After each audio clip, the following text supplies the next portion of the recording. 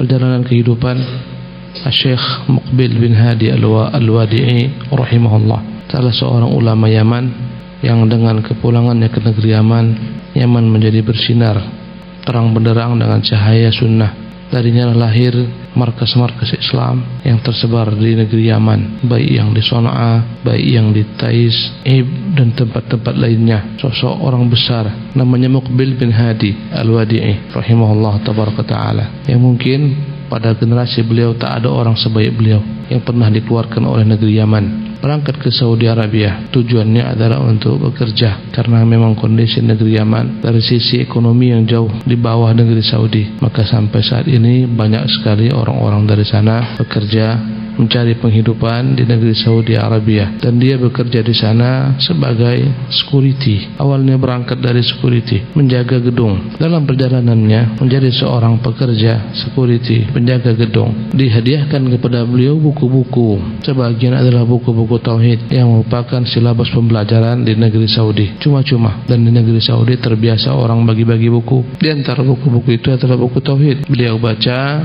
dan dia begitu terpengaruh dengan tulisan yang ditulis oleh cucu daripada Syekh Muhammad bin Abdul Wahab yang menjelaskan kitab tauhid yang ditulis oleh Syekh Muhammad. Di antaranya adalah kitab Fathul Majid yang ditulis oleh Syekh Abdurrahman bin Hasan bin Abdul Wahab. Buku ini yang dia baca, takjubnya beliau dengan isi yang terdapat dalam kitab ini, karena berbeda dengan apa yang didapati di negeri Yaman. Kesyirikan merajalela, khurafat tersebar, kuburan-kuburan yang dijadikan sebagai tujuan mencari keberkahan dari kuburan-kuburan. Bagaimana secara umum begitulah kondisi Jazirah Arabia pun demikian. Setelah dia baca kitab tersebut, dia pulang ke negerinya. Langsung diajarkan isi kitab tauhid. Sesampainya di sana berbenturan dengan kaum muslimin yang telah tercampur dengan berbagai macam bentuk kekhurafatan, kesyirikan. Dakwah beliau ditolak rahimahullah tabaraka taala. Beliau diingkari. Bahkan sepakat penduduk negeri beliau memaksa beliau untuk belajar mazhab Syiah. Dipaksa untuk masuk belajar mazhab Syiah, karena ketika itu yang tersebar di Yaman Syiah, sebagiannya itu Syiah Zaidiyah.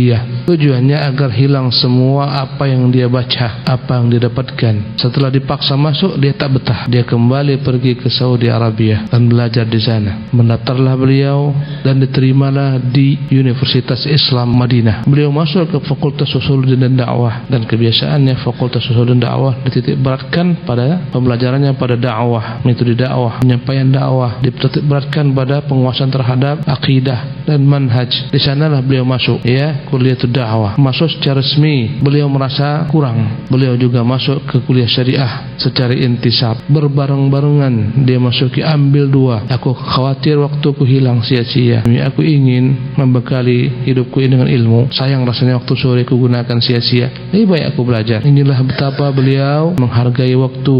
Berkata Al-Musyrif, berkata salah seorang tutor yang membawahi beliau dalam penulisan disertasinya, karena beliau selesai dengan jenjang Al-Majistir. Beliau selesai S2-nya. Syekh Al-Muqbil selesai S2 di sana. Apa kata musyrifnya? Apa kata tutornya? Kalau memang peraturan kampus membolehkan, pastilah Syekh itu akan diberikan dua sekaligus ijazah, karena bagusnya apa yang dia tulis begitu bagus. Dia layak mendapatkan dua sekaligus, Majistir sekaligus doktoral. Dan dalam belajar, beliau adalah orang yang gigih, dan beliau rela dengan apa yang ada dari kehidupan dunia ini. Yang penting beliau dapat belajar. Ketika belajar disebutkan kadang-kadang ada roti-roti yang telah mengering. Kadang-kadang roti yang mengering tersebut telah dihinggapi laba-laba, telah ada sarang laba-laba padanya. Demi ilmu beliau tak peduli, dia hapus sarang laba-laba, roti tersebut dia makan. Tak ada yang lain kecuali zam-zam. Zam-zam itulah dia makan dan dia minum. Jadilah makanannya dan minumannya. Yang penting dia bisa belajar di Saudi. Dan dia begitu menikmati ilmu, dan banyak orang merasa nikmat dengan ilmu, sehingga menimba ilmu itulah menjadi hobinya, sehingga menyampaikan itu ilmu itulah kenikmatan dalam hidupnya. Sehingga dia mengatakan, untuk menghibur diriku dalam kemiskinan menimba ilmu, aku anggap aku ini seorang raja, hanya bayangan saja. Di antara perkataan-perkataan Syekh Muqbil setibanya di Yaman, beliau membuka markaz. Berdatanganlah kepada beliau belajar 1 orang, 2 orang, 3 orang, 4 orang, 5 orang, lambat laun banyak, berpuluh, kemudian beratus, bahkan beribu, 2000 lebih murid-murid beliau datang dari seluruh penjuru dunia di Yaman sana. Di tempat yang bernama Sa'adah, datanglah orang dari seluruh penjuru dunia belajar di sana. Setelah dikuasai oleh orang-orang Syiah Houthi, telah diperangi markas ini, markas Syekh Muqbil bin Hadi Al-Wadi'i. Tentunya juga dengan berbagai macam bentuk fitnah yang datang setelah beliau, perpecahan antara sesama kaum muslimin, perpecahan antara sesama markas, sesama guru-guru, sesama murid Syekh Muhammad Syekh Muqbil, antara mereka ada perselisihan. Setelah beliau meninggal, fitnah pun muncul, perang antara sesama murid. Allahu Akbar, ini musibah. Akhirnya lemahlah kekuatan, diserang oleh Houthiyun. Mereka pun harus tinggalkan markas tersebut habis. Apa yang pernah dia katakan kepada murid-muridnya? Murid-murid beliau juga tersebar ke seluruh penjuru dunia. Di antara murid-murid beliau di negeri kita ini, Ustaz Abu Qatadah, hafizahullah tabaraka ta'ala. Mungkin sebagian juga pernah berjumpa dengan beliau, Ustaz Abu Isa dan lain-lainnya. Apa yang dikatakannya kepada murid-muridnya? Akulah yang paling banyak anaknya di antara kalian, karena kalian semua ku anggap bagaikan anak-anakku. Ya, ketika itu muridnya ada sekitar 2000-an orang. Dan Syekh qadarallah tidak diberikan Allah Subhanahu wa taala anak laki-laki. Dia hanya punya anak perempuan. Beliau menikah dengan 2 istri, diberikan Allah SWT hanya anak perempuan. Dan beliau adalah orang jujur, tak mau menjilat. Begitu masyhurnya beliau sampai ke Presiden Yaman. Suatu ketika dalam pertemuan dengan Presiden Yaman bertanya kepadanya, "Wahai Syekh, pernahkah engkau mendoakan aku?" Apa kata Syekh Muqbil? "Pernah, tapi sesekali." Tak mau dia menjilat. Berkata ketika itu Presiden, "Kalau begitu Syekh, doakanlah aku supaya Allah berikan kepadaku kebaikan." Syekh Muqbil bin Hadi Al-Wadi'i ini adalah orang yang belajar agama Allah bukan untuk dunia. Sebagian orang-orang tergelincir dalam niat belajar ilmu agama, tujuannya adalah untuk dunia. Suatu ketika pernah dia dipuji oleh Syekh Al-Albani rahimahullah. Dan Syekh Al-Albani namanya Muhammad Nasiruddin Al-Albani adalah guru Syekh Muqbil ketika belajar di Madinah. Jadi Syekh Muqbil ini bagian daripada kebaikan Syekh Muhammad Nasiruddin Al-Albani rahimahullah. Gurunya, mereka adalah orang-orang yang begitu uniknya, orang-orang yang besar yang mungkin tak ada lagi terdapati.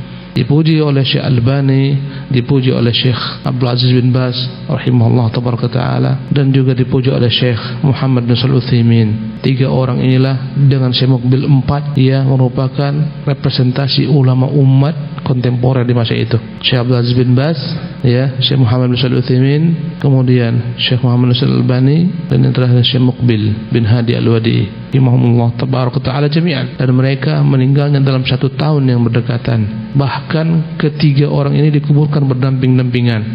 Syekh Utsaimin di sampingnya Syekh Muqbil, di sampingnya Syekh bin Baz rahimahumullah jami'an.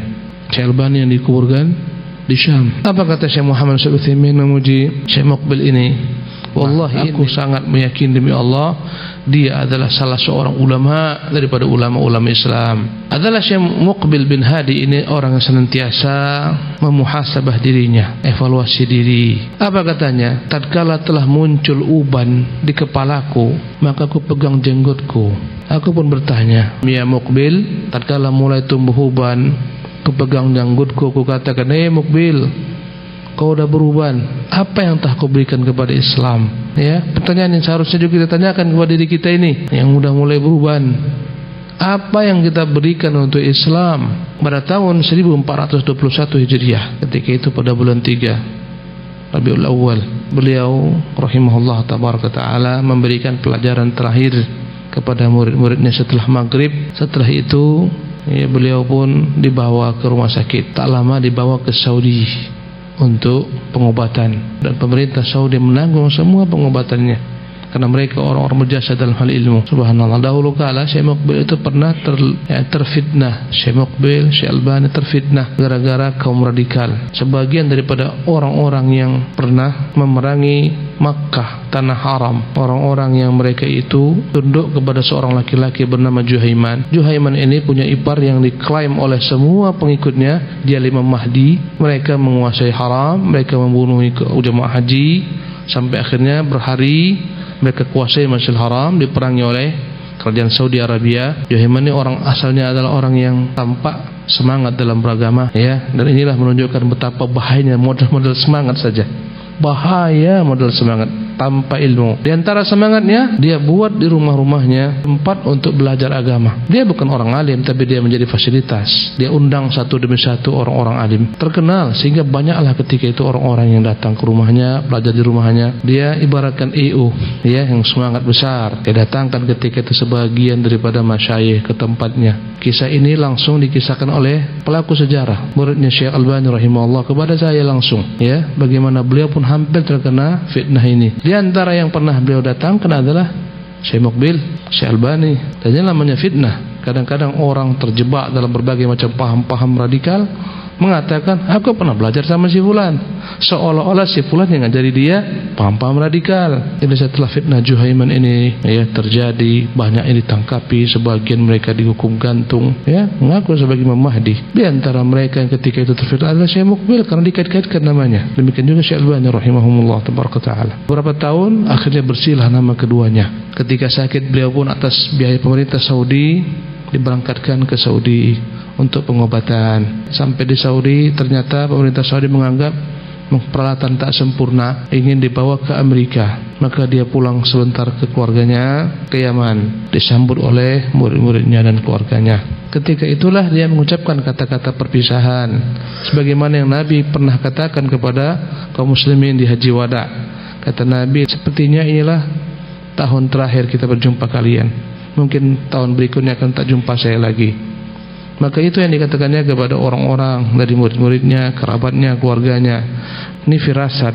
Kadang-kadang Allah berikan orang-orang yang mau meninggal itu firasat, tak jauh lagi ajalnya. Dia katakan mungkin jadi kalian tak jumpa lagi saya setelah tahun ini. Dia pun berangkat dalam perjalanan panjang menuju Amerika untuk pengobatan.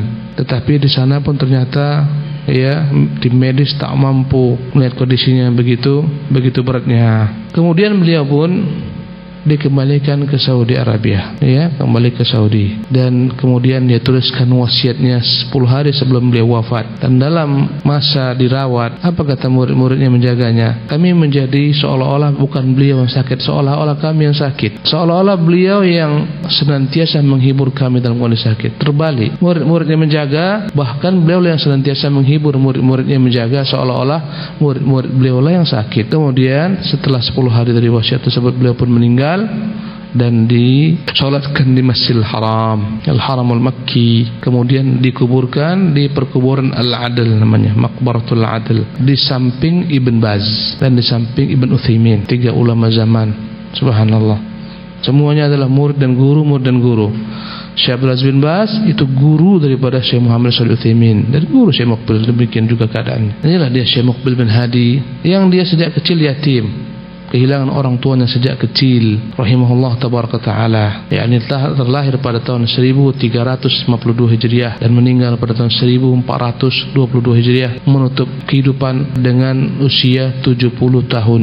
Allah panjangkan umurnya. Saya akan menukil jumlah daripada perkataannya. Di antara perkataan beliau, barang siapa ingin bermajlis dengan para pendusta, bacalah koran, bacalah majalah-majalah, bacalah koran, ikuti perkembangan koran kalau mau duduk dengan para pendusta. Di antara pesan yang pernah beliau sampaikan, beliau berkata, ketika ekonomi merosot, bahan bakar melonjak, sembako naik, maka pastilah mereka akan siap-siap mengkafirkan penguasa. Tapi jika keinginan mereka dipenuhi, penguasa si A, si B, si C teriak-teriak, dipanggil penguasa, kau ribut aja nih, ambil, kau ribut nih, maka mereka mengatakan inilah khulafaur rasyidin. Kata beliau di antara perkataan, barang siapa mengingkari sunnah, tunggulah Allah akan hinakan dia. Barang siapa yang keras kepala membangkang terhadap sunnah, melemahkan sunnah, maka pastilah Allah akan segerakan baginya balasan. Kata beliau, ilmu itu lebih baik daripada kekuasaan, daripada jabatan, daripada kerajaan. Kata beliau, aku tak pernah tahu ada orang terlibat dalam praktek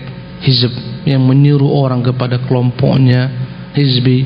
Aku tak tahu ada orang hizbi yang tak berdusta. Di antara perkataan beliau, bangsa ini bukanlah mereka itu telah layak disiapkan untuk berjihad. Bangsa ini kebutuhannya bukan jihad, kebutuhannya adalah ta'lim, kebutuhannya adalah pencerahan, pendewasaan diri dengan ilmu syar'i. Itu yang mereka butuhkan, bukan jihad. Dia berkata tentang bangsanya, dan bangsa kita pun demikian. Kita butuh ta'lim, pencerahan, ya, mendewasakan umat kembali kepada akidah mereka, agama mereka. Kata beliau, barang siapa yang bergantung dengan politik praktis, rusaklah dakwahnya. Ini kata Syekh Muqbil Al-Wadi'i.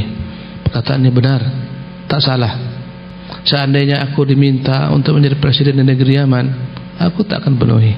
Aku lebih cinta untuk memenuhi hidupku ini dengan ilmu, mengajar.